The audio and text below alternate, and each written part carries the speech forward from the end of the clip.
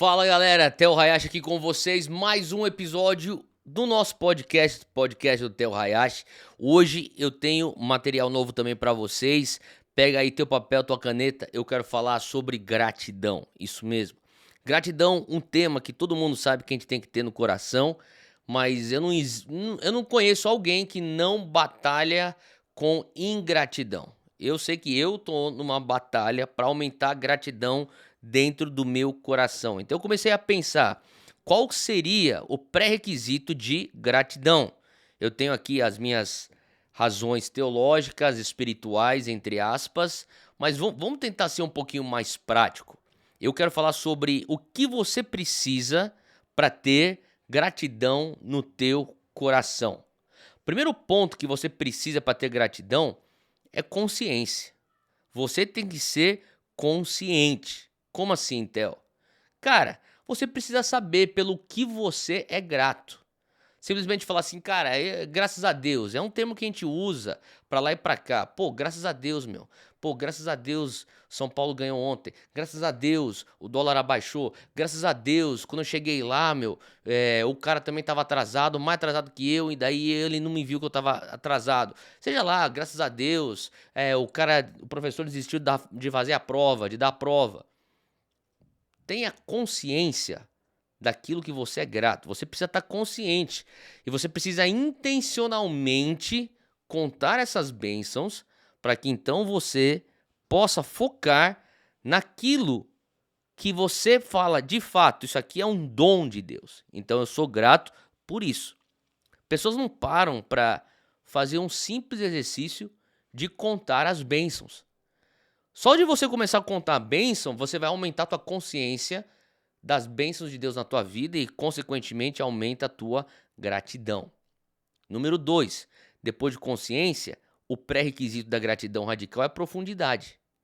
Então, se eu pedisse para você fazer agora, falasse assim, ó, seguinte, pausa esse podcast, pega um bloco de notas, pega um papel e caneta e escreve uma lista daquilo que você é grato. Numera 1 a 10 e vambora. Começa aí a listar todas as coisas pelo qual você é grato.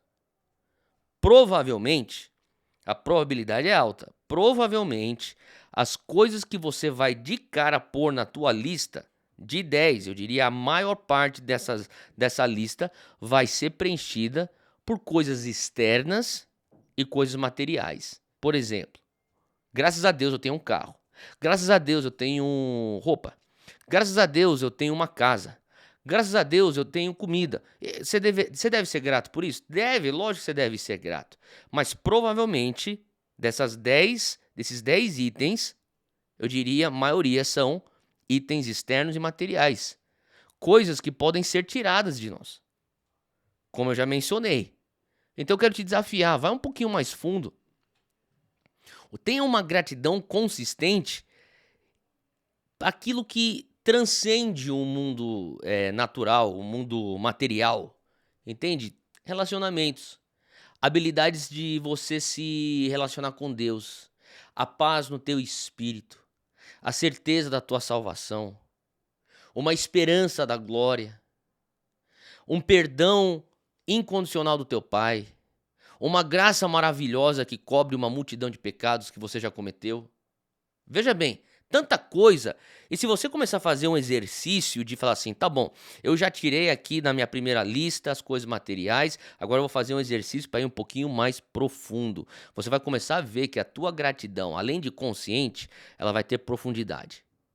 E quando você tem uma gratidão profunda, é bem mais difícil você cair na superficialidade da vida que te faz ser ingrato por coisas que não merecem tanto a tua atenção e nem tanto a tua energia. Então eu diria consciência, eu diria profundidade, e eu diria que o terceiro pré-requisito de uma gratidão radical é atitude. Porque gratidão, de verdade, ele envolve uma atitude. Gratidão, de verdade, é um estado de ser. É uma atitude do coração que vai sair do teu relacionamento com Deus, e daí você conta as tuas bênçãos, e você vai então ser levado a uma prática, atitude. O que quer dizer isso? Eu estou falando aqui de englobar teus pensamentos, as tuas palavras e as tuas ações. Então, quando você tem uma atitude de gratidão, teus pensamentos são mais positivos, teus pensamentos são mais gratos, teus pensamentos são mais cheios de esperança e de fé. Consequentemente, o que você pensa, você fala. Não é isso que a Bíblia diz? A boca fala do que está cheio do teu coração. Então, quando você fala, você vai começar a falar palavras de gratidão. Você vai falar palavras aqui que tem a ver com você olhando o lado esperançoso da equação. E uma vez que você está falando, o próximo passo é você agir. É bem natural isso. Na vida é assim. Você começa a pensar, vamos pegar uma coisa negativa. Você começa a pensar uma coisa negativa, você começa a falar aquela coisa negativa, daqui a pouco você está agindo em cima com uma atitude negativa. Então é por isso que o salmista, em Salmo 107, ele é muito direto quando ele fala: deem graças ao Senhor porque Ele é bom e o seu amor dura para sempre. Para pensar nisso. Se o amor dele dura para sempre, em qualquer momento, em qualquer circunstância, você consegue ser consciente daquilo que ele está fazendo por você. E uma vez que você está consciente daquilo que ele está fazendo por você, entenda que gratidão nasce no coração de qualquer pessoa que toma tempo para contar suas bênçãos. Deixa eu repetir. A gratidão nasce no coração de qualquer pessoa que toma tempo para contar as suas bênçãos. Tinha um pai da igreja, lá no 4º século da igreja, São Ambrósio de Milão, lá de Milão, na Itália. Ele é conhecido por uma frase que ele dizia assim: não há missão mais urgente do que retribuir gratidão. São Ambrósio de Milão falava assim: não há missão mais urgente do que retribuir gratidão. Sabe por que isso é importante? Porque pessoas que são gratas são pessoas que sabem que tudo que eles têm e tudo que elas são vem de Deus. Pessoas gratas, elas têm essa consciência, elas carregam essa consciência. Tudo que eu tenho, tudo que eu sou, vem de Deus, foi tudo de graça. Então, quando São Ambrósio fala assim, não há missão mais urgente do que retribuir gratidão, o que quer dizer isso? Ele está falando aqui sobre Lucas 17. E lá em Lucas 17, versículo 11 ao 19, eu não vou ler tudo aqui, você vai lembrar disso aqui, porque você escutou essa história antes, eu tenho certeza. Jesus estava andando a caminho de Jerusalém com seus discípulos, né? E ao entrar num povoado, ele é abordado por 10 leprosos. Esses 10 leprosos, eles sabiam que eles são leprosos, obviamente, eles são marginalizados da sociedade, ficam longe. Se você não sabe disso, não sabia disso, os leprosos não podiam morar dentro da cidade. Então, a lei obrigava com que eles fossem para aldeias, vilarejos de leprosos fora da cidade. Quem ficava lá? Só os leprosos. E os caras eram tratados como a escória da sociedade. E esses caras estão lá nos seus vilarejos e Jesus está entrando em Jerusalém, ou melhor, ele está a caminho de Jerusalém, ele passa por uma dessas aldeias. E esses leprosos reconhecem Jesus lá de longe. E eles também são condicionados a não chegar perto de nenhum ser humano são.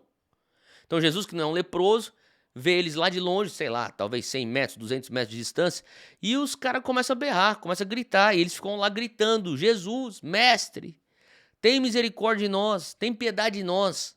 Daí Jesus, vendo eles lá à distância, ele não falou assim, ó, sejam curados. Ele não fala assim, ó, tá repreendido, lepra aí. Ele não fala nada disso. A única coisa que ele fala, ele grita de volta para os leprosos e fala assim, olha, vão e mostrem-se aos sacerdotes. Que quer dizer isso? Quer dizer assim, que naquela época, os sacerdotes, eles não eram apenas uma autoridade religiosa, eles eram também uma autoridade sanitária. Então, a única maneira desses leprosos serem reinseridos na sociedade, de volta para a cidade, seria com o laudo do sacerdote dizendo: você não tem mais lepra, você foi curado. E muitas vezes não era nem lepra, era uma doença de pele que talvez experimentou aí uma reversão, o cara curado, o sacerdote então fazia um laudo e o cara voltava para morar com a família dentro da cidade. Então, quer dizer, Jesus nem declarou cura. Jesus só falou assim, ó, vai lá pro sacerdote pegar teu laudo já. Então, quer dizer, para pensar aqui, os caras gritaram, Jesus, pelo amor de Deus, tem misericórdia da gente. Jesus fala assim, vai lá então, lá pro sacerdote, pega lá teu laudo, pega a prova, o resultado do teu exame, que você já tá limpo.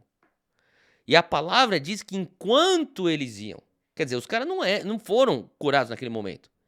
Enquanto eles iam. Os caras foram tão cheios de fé, esses leprosos, que eles começaram a andar na direção do sacerdote já, para pegar já o diagnóstico final, que eles estavam limpos. E a palavra diz que enquanto eles iam, eles foram purificados. Caraca, meu, é muita fé, fala sério. Daí um deles, dos 10 leprosos, ele começou a perceber que ele estava sendo curado, que ele foi curado. Ele, em vez de continuar correndo pro sacerdote para pegar o laudo, o diagnóstico e ser reinserido e reunificado com a família, ele dá meia volta, 180 graus, volta para louvar a Deus em alta voz. Então o cara tá nem aí, quem tá perto, quem percebeu que ele era um leproso e não é mais, ele vai no caminho enquanto eles estão indo pro sacerdote, eles são purificados, ele abandona os 9 amigos dele, volta para Jesus, se joga aos pés de Jesus e começa a gritar e berrar e falar: glória a Deus, muito obrigado, graças te dou, ó Deus, ô Messias, ô Cristo, Jesus. Talvez nem sei se o cara tinha reconhecido que Jesus era o Messias, mas enfim.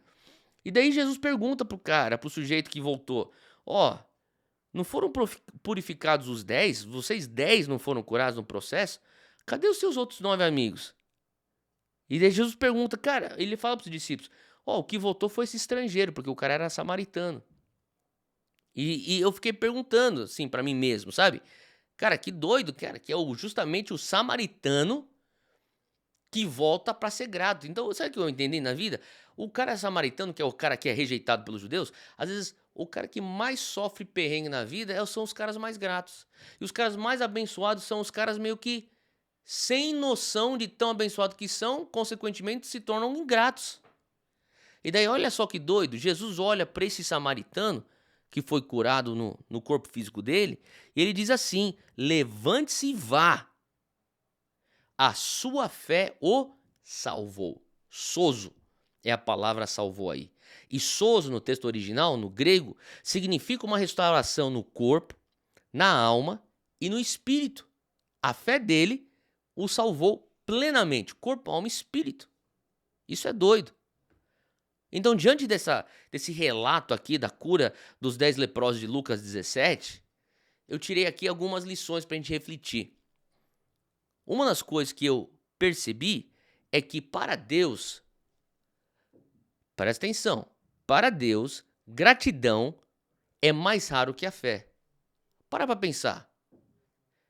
Você ter pessoas que têm uma fé em comum de ser um leproso que nem sendo curado já está indo para pegar o diagnóstico da cura, é algo raro, mas muito mais raro do que isso é você achar a pessoa grata.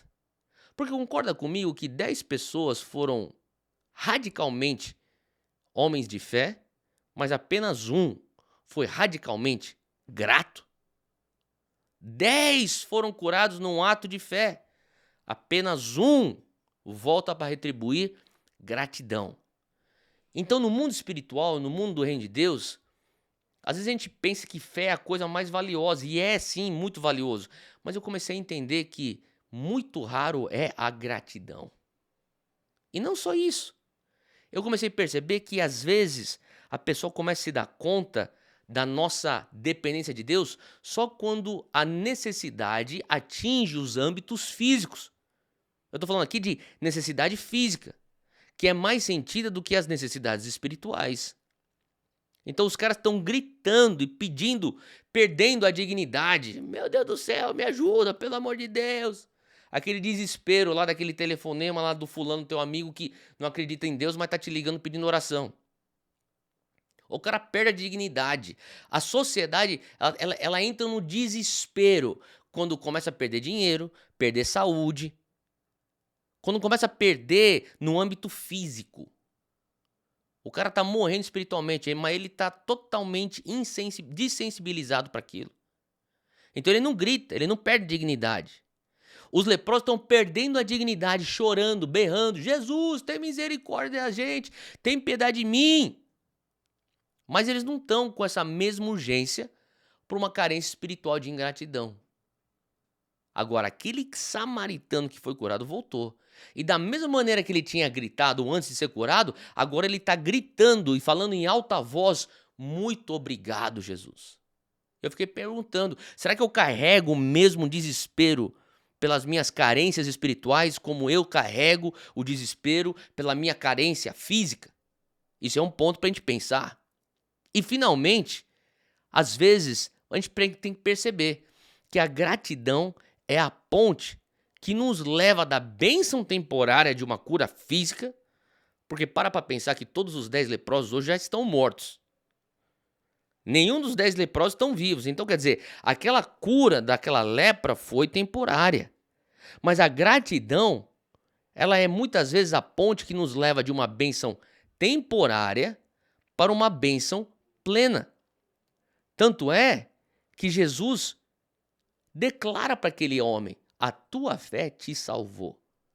Então, quantos vieram a Jesus através de uma cura? São curados, mas depois tem um novo nascimento. Quantos vieram para Jesus através de uma libertação? Não aguento mais, eu estou sendo oprimido demoniacamente, o demônio está me oprimindo. Ele é liberto, mas depois ele é salvo. Quantos estão vindo para Jesus através de um livramento ou de um milagre? Recebem um livramento, recebem um milagre e depois entram num relacionamento pessoal com Jesus. E eu diria para você que muitas vezes tem bênçãos mais plenas que estamos deixando de tomar posse porque a gente não consegue ser grato da maneira adequada com a bênção temporária. Então, seja onde for que você estiver hoje, conte suas bênçãos. Seja grato, seja consciente, seja profundo e tome uma atitude. Porque muitas vezes a tua gratidão é a bênção para uma bênção.